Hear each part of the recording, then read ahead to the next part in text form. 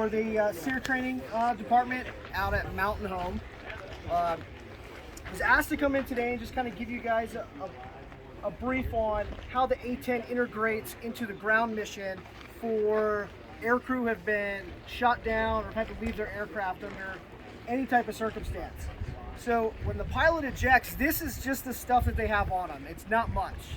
So either in a combat or non-combat environment, this is all they have to keep them alive and to call rescue to come get them, even in the worst case scenario. So if you guys can see, it's not much, right?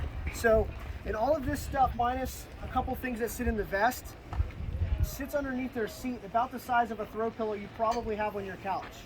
So the aircrew flight equipment airmen pack all of this stuff up into a case about this big, to include their life raft, the weapon, basically everything you see here, minus some of these packs of water, which will be in their vest, right? So it's not a lot of stuff to sustain.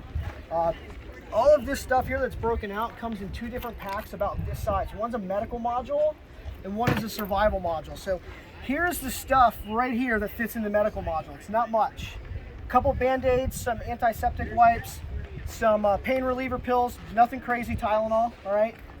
Combat gauze, and then there's also a tourniquet that is in the C kit as well. But that's really it. It's an electrolyte solution, some bug spray, things like that. Not a whole lot, right? This is what the aircrew have to use to treat themselves. Let's see, we've got a couple medics here.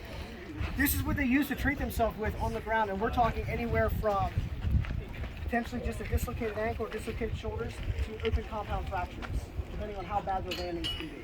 All right, so not a lot of stuff to keep them alive, right? So the testament goes to the grittiness of our aircrew members and the training that we put them through to be able to treat themselves in these bad and austere type of environments. When we get into the survival module, this is the stuff that they have to kind of keep themselves alive in a combat type of scenario and help signal recovery. So a pyrotechnic flare, it's got a day end and a night end. So a night flare like you would see, like a hazard type of flare, and then a smoke signal as well.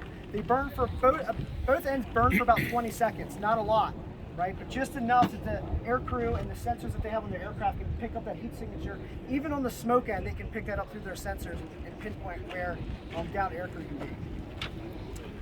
Classic signal mirror, right? Everybody's favorite. I just read a report that the longest recorded recovery from the U.S. Coast Guard is 135 miles with a signal mirror, so pretty impressive. And then we've got some matches, some bleach tablets for water, cravat, again, to kind of help with some medical stuff, a GPS, a couple different knives, and a compass. So not a lot of stuff. When they go through training with us, we try to do global principles. So our training for the Air Force is at Fairchild Air Force Base in Spokane, Washington. So we're in a temperate environment, but their initial training has to be trained towards jungle, Arctic, tropics, and desert environments. We try to teach global principles to all of these folks. Then when they come to individual bases like here, we can kind of gear a little bit more towards their mission set. And obviously here we've got a good semi-arid high desert environment to train upon. But should they find themselves down in, say, a jungle or a temperate environment and they can't remember, they have a small survival manual in their C kit that kind of gives them some of that information that maybe they forgot, or things happen over the course of a career, or they weren't focused on maybe a jungle environment when we were primarily operating out of a desert environment for the past 20 years or so, right? And then their big key piece of equipment is going to be their survival radio. These survival radios have encryption, so they can talk over the horizon through satellites, or they can do line of sight. So as we see the A-10s flying around, we can pop up and just talk to them, even if they're not on the encrypted frequencies. They can also send text messages back and forth through space assets. So that's pretty awesome that we can sit there and communicate with them, tell them where to go. They can communicate back to us with what their situation is, if there's enemy nearby, if they're injured, things of that nature. The other cool thing is we can change waypoints on their GPS wherever we need them to go. So if we're telling them to say go north away from the enemy and the situation changes, we can flip that and have them go somewhere else, and to the end user, they don't know any different. They just change course and go where they need to go, right? Very, very effective radio. And the one good thing about this radio is obviously it can contain crypto information, right? So that can be dangerous if the pilots get captured. If they disconnect this radio, the battery from the radio, in 20 minutes it erases everything. So if I'm going to get captured and I hope that I can't zeroize it, chuck the radio one way and the battery the other way and hope it takes them 20 minutes to find it, and it zeroizes. If they don't do that, and enemy gets this radio and they start taking it apart, there's certain ways and certain equipment you have to have it hooked up to. And if you don't have that, it shorts the radio out and zeroizes and jumps on the crypto, right? So super safe, super reliable radio. It's just a fantastic upgrade that we've had over the past 20 years in communications for the air crew members to keep themselves on faster. Right? Life raft, space blanket. The other key piece of equipment they have, this is called an invasion chart. So they have these maps for all over the world. The Intel folks will hand these to the aircrew members before they step, depending on where their targets may be. And if you open this thing up, it looks like a standard map, but you guys can kind of pass this around and look at it. It's really big, so if you open it up, it's going to blow all over the place. But there's a whole bunch of information on this map, such as local plants that you can eat and which ones you can't, as well as pictures, dangerous animals, navigation aids. Should you lose this, it has some survival information on the side, things like that. Where's some of my strong guys at? Colonel, why don't you try to give that map a tear for me? This is futile, I know already.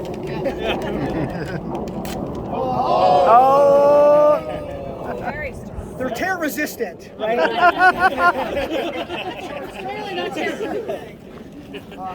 But they're also waterproof, so they're made out of Tyvek. So worst case scenario, this gets damaged, or they decide, hey, I'm in a desert, I don't need my life raft, I need to leave, and they need to get themselves some protection from either the sun, or maybe they're in a bad environment where it's starting to rain. They can lay underneath that, and it's completely waterproof. Right? One of the last upgrades to the C kit that was actually developed here at Mountain Home Air Force Base by a couple of my predecessors is the GAL 5.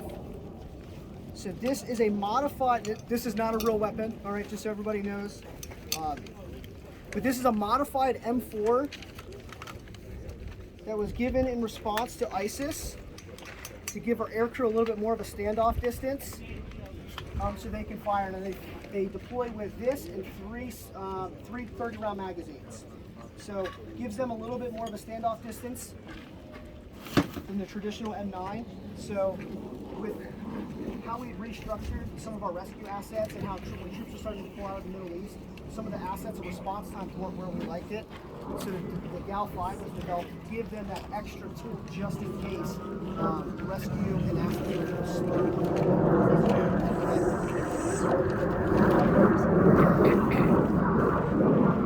That's all I have for you folks. You guys are more than welcome to come up. I can ask any questions you guys want. You guys can mess around with the gear.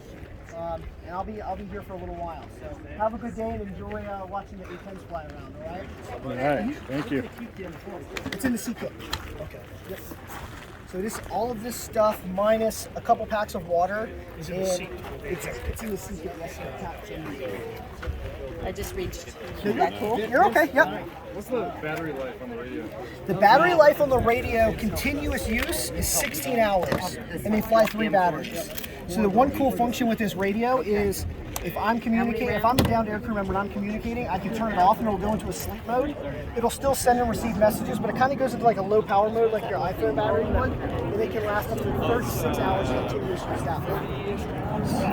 It's quite heavy.